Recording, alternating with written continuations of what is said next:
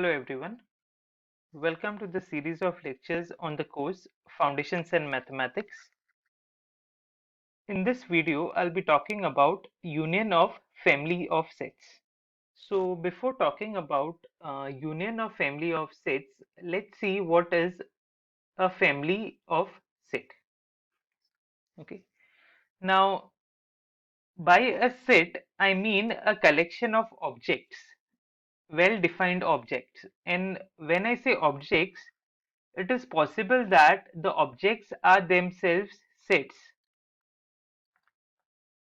Alright, so when I defined the term set, I said this that a set is a collection of well-defined objects, and the elements of the set can be sets by themselves. So it's a collection of sets. Alright.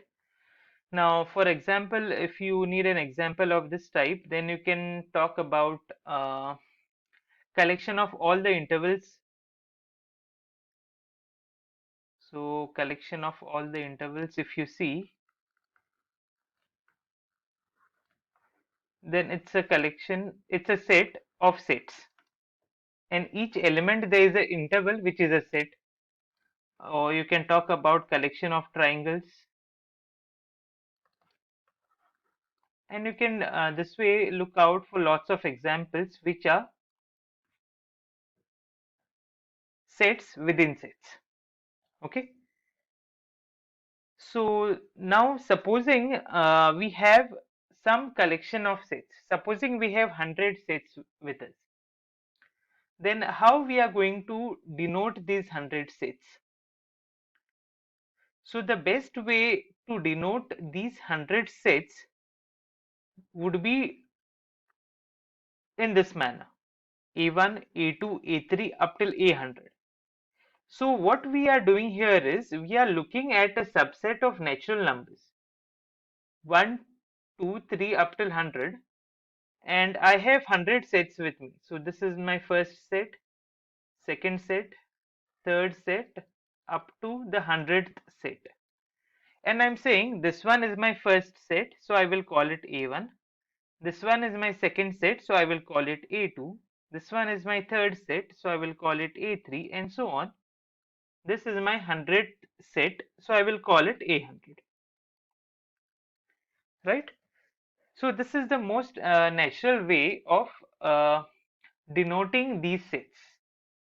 So what we have done is we have taken a subset of natural numbers, the natural numbers 1 to 100, and we have indexed these sets as A1, A2, A3 up till A100. Right? So we say that the sets are labeled or sometimes indexed by the numbers from the set 1, 2, 3 up till 100. Alright?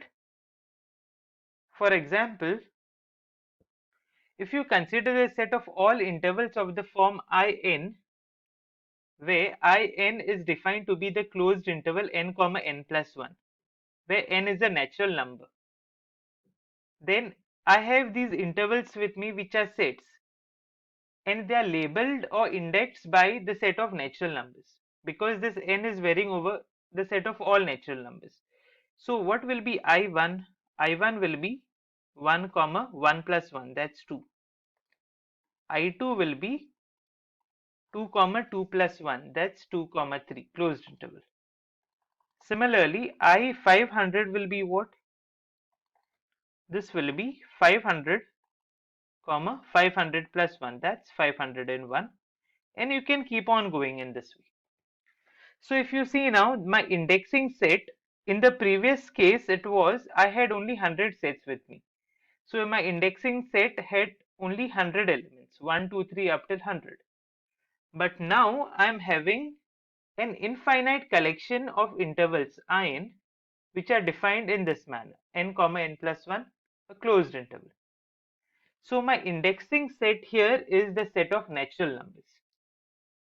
Alright. So these sets INs are indexed or labeled by the set of natural numbers. Fine. One more example. If we consider the set of all intervals of the form Fr, and it is defined to be r comma r plus 1, a closed interval r comma r plus 1, right? So that's Fr, where r is a natural number, sorry, a real number. So for each real number r, I can talk about the set Fr to be the closed interval r comma r plus 1. So the sets here FRs, these sets are indexed or labeled by the set of real numbers. Alright, so the set of indexing here is the set of real numbers. Let's look at one more example.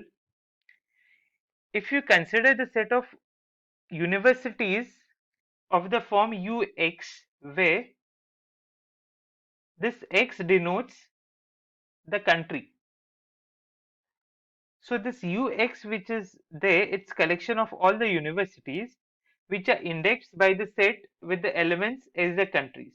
So X here is denoting the countries, and UX means all the universities in that country X. X is my country. For example, U India will be the set of all universities in India. Alright. U Australia, if you see now, this will be the set of all universities in the country Australia. So what is my set of index here? It is the collection of countries, which is my indexing set or the labeling set. Alright. So moving on to the next slide. Suppose this delta, this notation is called capital delta. Suppose delta is a non-empty set, some non-empty set, I don't know what kind of elements it is having, and for each element alpha in this delta, there is a set A alpha. So for corresponding to each and every element of the set delta, I can find one set which I am calling A alpha. Alright. Then we have a family of sets indexed by this set delta, which is written as collection of all the elements of the form A alpha, where alpha is coming from delta, which is a indexing set.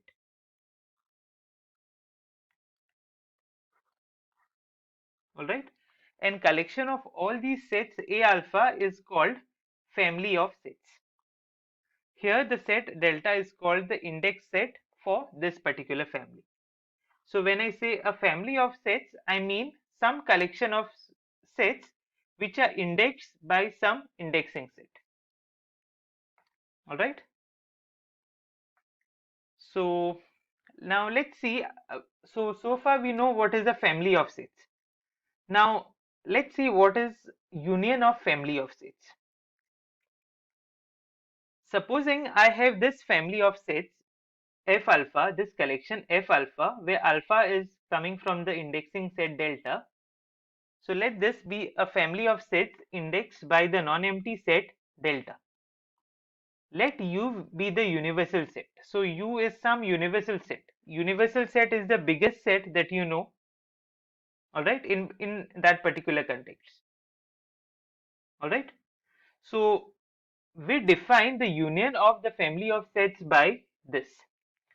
Union of all the F alphas, where alpha is coming from the indexing set delta.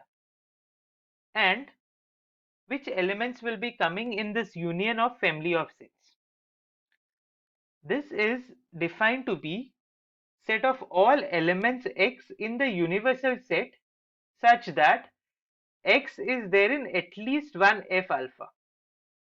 Now when will I say that X is there in at least one F alpha?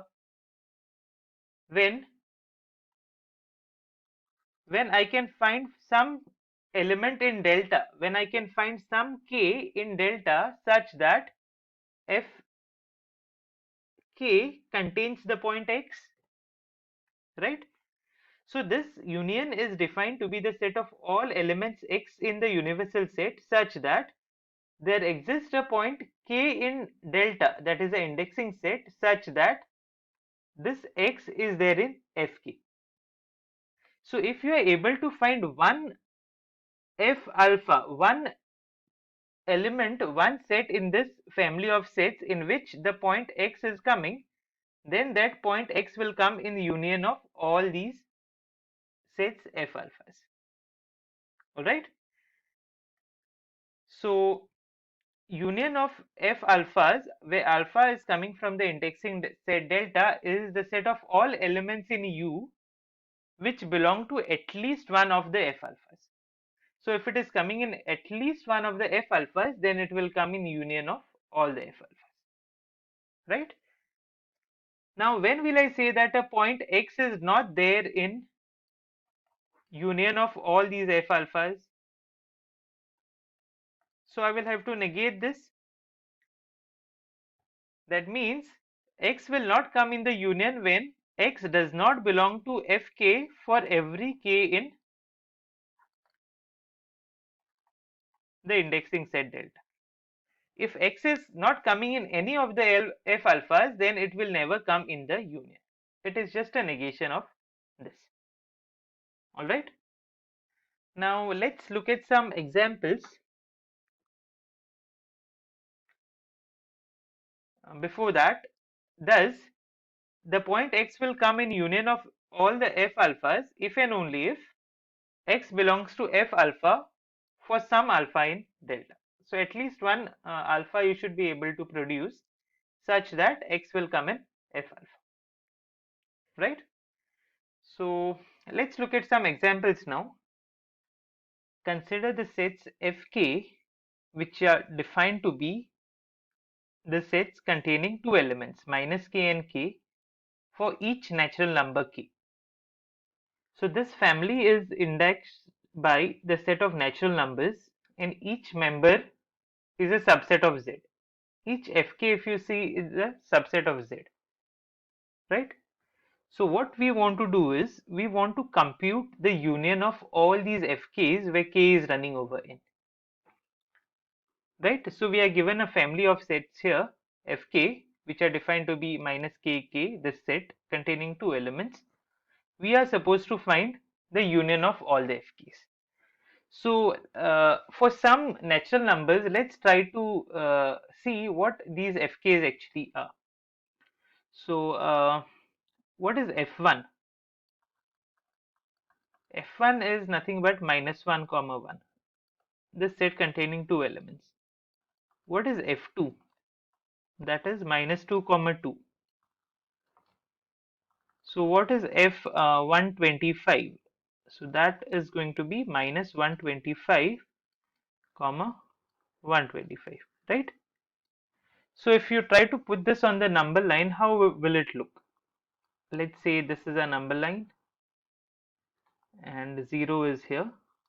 So I'm having minus 1, minus 2, minus 3 on this side and 1, 2, 3 on this side here. So which are the elements which are coming here? So the first elements in F1 are this minus 1 and 1 which I'm marking in red. Then in F2 minus 2 comma 2 are coming. In F3 minus 3 comma 3 are coming, and so on, right? So what will be the union of all the fk's? So looking at this picture, it's quite clear that all the integers are positive integers are coming, negative integers are coming, but 0 is not coming. So this gives us a hint that union of all these fk's could be the set of integers except the point 0, right? So this is just a idea from this picture. So we will have to prove that. So let's prove. Our claim is union of all the fk's where k is coming from the set of natural numbers is nothing but the set of integers except the point 0. This is what we have to establish, right? Now if I pick up any natural number, for any natural number k, the set minus k comma k is always a subset of the integers then because this k is a natural number, k cannot be 0, so none of these 2 points can be 0. So I can say that they are present in z difference 0. So each set of the form minus k comma k is a subset of z difference 0, but this is what? This is fk. That's how our sets fk are defined. This implies fk is a subset of z difference singleton 0 for all natural numbers k. That means f1 is there in z difference 0, f2 is there in z difference 0, f3 is there in z difference 0, and so on. That means all these fk's are present in z difference 0. That means the union of all the fk's is also present in z difference 0. So that's a subset of z difference 0. We want to show that these two sets are equal. So we have to show that they are subsets of each other, and one step is done. We have shown that union of all these fk's is a subset of z difference 0. Now to prove the converse, we'll have to start with one point in z difference 0. So let's do that. So let's pick up some number, let's say m. Let m be an integer such that m is not equal to 0. So I'm picking up a point in z difference 0, an integer which is non-zero.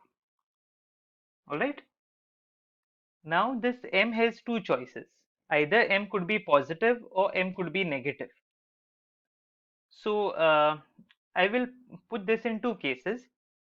So let's say case 1, when m is positive. I know that it is non-zero, so I am assuming that it is positive. That means I am having a positive integer m. This means m is a natural number. If m is a natural number, then I can talk about the set fm, because fk's are defined for all natural numbers k. So fm will be what? Minus m comma m, and you can see that m is present in this set. Therefore m is present in fm. So what we have done? We have found one natural number m such that this m which we started with here in the set of integers is there in that particular fm, right? That means m is present in fm, so it is there in union of all the fk's, where k is a natural number. Because it is there in one of the fk's, in particular fm, so it has to be present in union of all the fk's. So it is there in union of all the fk's. So if I pick a integer which is non-zero, then I show that it is there in union of all the fk's in case 1 when m is positive. Now case 2 is when m is negative. So let's look at case 2. What happens if m is negative? Supposing m is negative. Because m is negative, minus m would be positive. I multiply minus 1 on both the sides. Inequality will reverse. So I will give some other notation to this minus m. Let's say p. So I will choose p to be equal to minus m, which is positive now. So it's a positive integer and hence it's a natural number. So p is a natural number. Now because p is a natural number, fp will be well defined, because the sets fk are defined for all natural numbers k. In particular, p is a natural number, right? So fp will be well defined, which is will be equal to minus p comma p, and I know that minus p will be an element of this, because minus p is there in this set here. But what is minus p? Minus p is nothing but m. This implies m is there in fp. So we have found one natural number p here, namely minus m, such that M is there in Fp. That means M is there in union of all the Fk's, where k is a natural number. So when M is a positive natural number, we show that M is there in union of all the Fk's, and when M is a negative integer, we show that M is there in union of all the Fk's. That means if I pick up any integer which is non-zero, it is there in union of all the Fk's, right? So for this leads to the conclusion that Z difference 0 is a subset of union of all the Fk's where k is coming from the indexing set, that is the set of natural numbers. I can call this as 2, and from 1 and 2 our claim is clear. We have shown that they are subsets of each other, and hence union of all these Fk's, if you see, that is nothing but the set of non-zero integers. Now I have taken two cases here. You can also deal with this problem without taking these two cases. Okay, how would you handle that? Now M is an integer. So if you look at modulus of M, absolute value of M, we know that that is positive. So if you choose that modulus of M as your k, then you don't have to consider these two cases. Alright, so you can try working out that way by taking k as absolute value of M, and M will come in that particular Fk in that case. Alright, so this finishes the first problem. Let's look at one more problem. So this says, consider the family of sets Fr, and this is defined to be the collection of all ordered pairs x comma y in R2 such that x is equal to R and y is any real number. So we are given this family of sets Fr which are subsets of R2, and they are indexed by the set of real numbers. Indexing set is the real numbers. So this Fr, when you see this R, it varies over the set of real numbers. We have to find out what is the union of all these Frs. So let's analyze what is this Fr. So if I pick up Fr equal to 1, if I look at F1, what is F1? Let's see what is F1. This is nothing but the set of all ordered pairs x comma y in R2 such that x is equal to 1 and y is varying over all the real numbers. So if you plot this in your xy plane, how will it look like? How will this look like in xy plane? Let me draw it properly. Supposing this is your y-axis and this is x-axis. So we have a R2 here, and I have taken x equal to 1. So let's say x is 1 here. So I will put it at the side somewhere. Yeah, so that's 1. And we are looking at all the pairs x comma y where the first coordinate is 1. So that is nothing but this line which is parallel to y-axis passing through the point 1, right? It's a line which is passing through the point 1 and which is parallel to the y-axis. So it will be more or less this way. I can't draw it properly. So you can assume that this is a straight line which is passing through the point 1. So I will draw it downwards.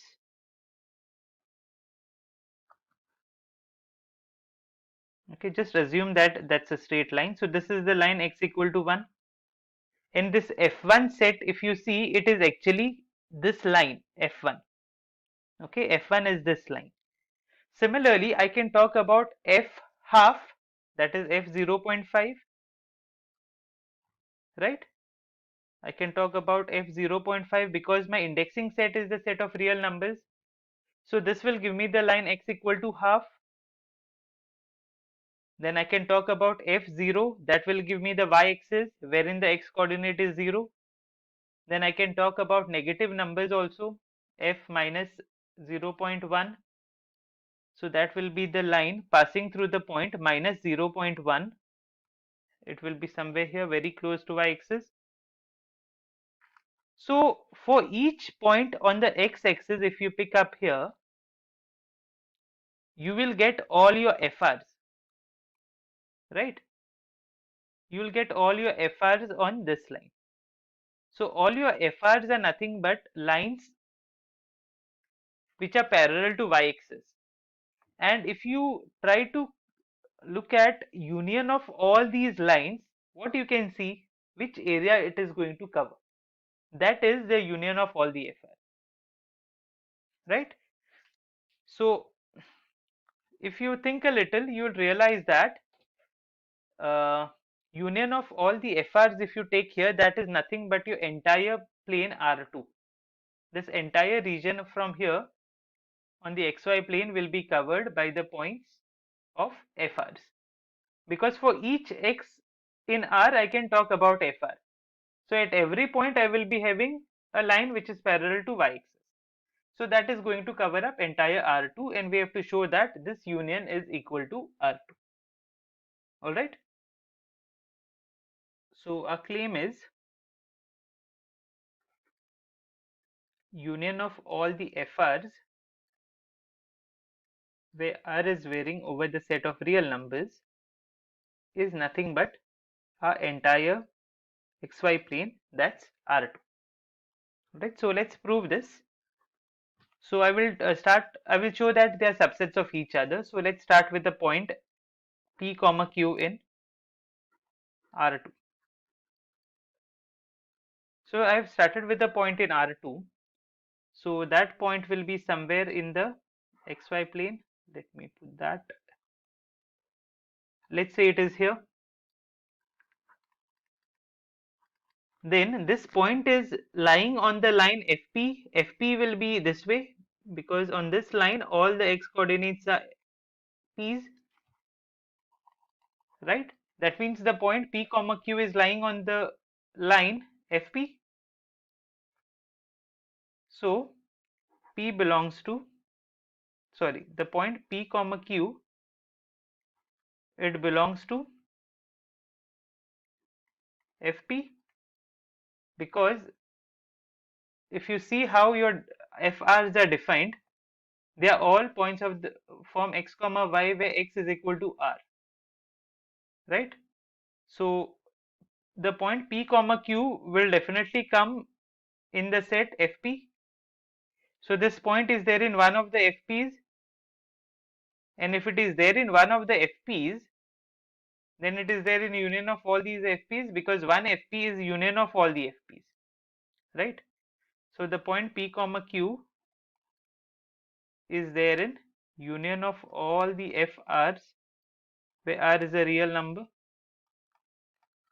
So every point in R2 is present in this union, and therefore the set R2 is a subset of union of all the FRs where R is coming from the set of real numbers. I can call this as let's say 1, Roman number 1. So we have shown one side,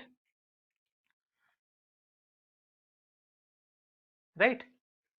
So if I start with one point in union of all these FRs, so let's say one point I pick up, let's say K. No, I'll have to pick up an ordered pair. So let's say M comma N, this point is there in union of all the FRs where R is varying over the set of real numbers. Then anyways it's a point in R2. So if this point is there in union of all the FRs, it's it's obvious that this point is present in R2 because it's a point in R2 itself. So from the definition itself, it's actually clear that this union of all the FRs, they are subsets of R2, right? So it's clear that union of all the FRs where R is running over the set of real numbers is a subset of R2. And I can name this as 2, and if I club 1 and 2, I will have union of all the FRs where R is running over the set of real numbers is nothing but a set R2. Alright. So union of families of these sets is nothing but the set R2, the entire XY plane. Fine. Let's look at one more example. This says express R as union of infinite number of intervals Jn of infinite length indexed by the set of natural numbers. So what we have to do is we have to write R, that is the set of real numbers, as union of Jn's where indexing set is the natural numbers and each Jn should be an interval of infinite length. Interval of infinite length. This is our requirement. Alright. That means length is infinite, meaning it could be of the form minus infinity comma n or n comma infinity for each n. So we have to find such Jn's. So let's do that. Supposing I have my real line here and let's say this is 0 and 1, 2, all these numbers I have here. Now if I try to look at all the intervals of the form minus infinity comma n, where n is a natural number, then I'll have intervals of the form minus infinity comma 1, minus infinity comma 2, minus infinity comma 3, and if you see that will keep on moving this way. So it is actually covering the entire real line, right? So if I define Jn, if I define Jn to be minus infinity comma n for each natural number n, then Jn's are intervals of infinite length. That's true. And because n is natural numbers is an indexing set, I'll have infinitely many integers of this type, right? So as you can see on the number line here, it will cover the entire real line. So what we have to prove is union of all these Jn's when you take, that will give you the entire real line R. Alright. So let's do this. Let's prove this. So first you see that for each n, minus infinity comma n, it's a subset of R because that's the interval in R, right? This implies Jn is contained in R for all natural numbers n. So J1 is there in R, J2 is there in R, all Jn's are there in R. If all Jn's are there in R, then the unions are also there in R. So this union is contained in R. I'll call it 1, right? Now conversely, let's take a point in R. Let x be a real number. Alright. So let's say I have my numbers here. Now if x is less than 1, if x is less than 1, you can, I am putting this in two cases. Okay, otherwise you need not put in two cases also, but it's better if you divide it into cases and try to understand it better. So case 1 is when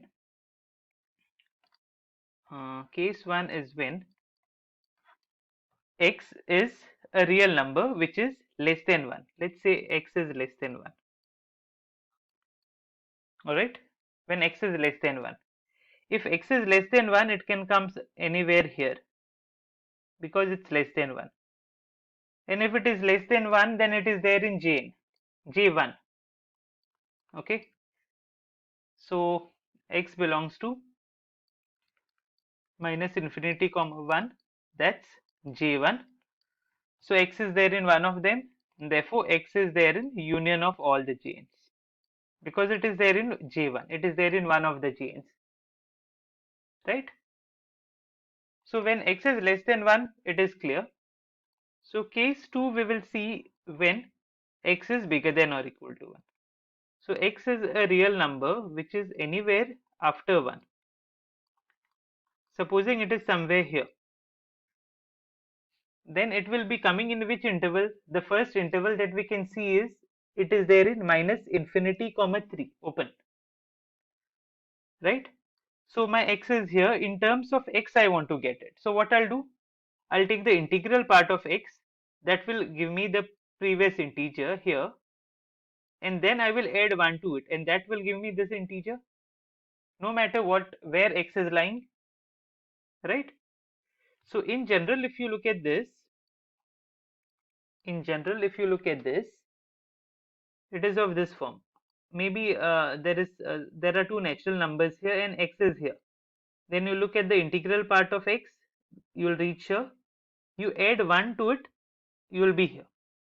And this is the natural number, in which natural number you will pick up such that x is there in minus infinity comma this natural number. So we will catch hold of this natural number here. All right. So if x is less than or equal to if x is greater than or equal to 1, then what I will do is I will choose n to be integral part of x plus 1. All right, and this we know that this x will be strictly less than such a n. This implies x will come in minus n infinity comma n, which is nothing but fn. So x is there in one of the fn's, that means x is there in union of all the fn's where n is varying over the natural numbers. So R is a subset of union of all the fn's. So I'll call this as 2, and by 1 and 2 R is nothing but union of all these fn's. So we have expressed R as union of infinite number of intervals of infinite length. Alright, so this finishes this problem. We will do uh, intersection of family of sets in the next class.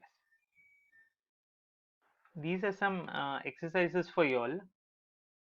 The first one says express n is union of infinite number of finite sets in indexed by the set of natural numbers.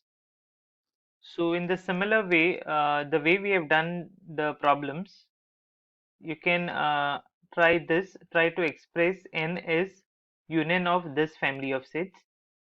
And question number 2 says you have to express R as union of some family of sets, and some conditions are given for the family, what kind of sets you are supposed to take.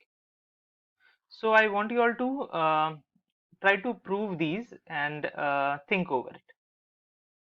All right, these are my references. Thank you.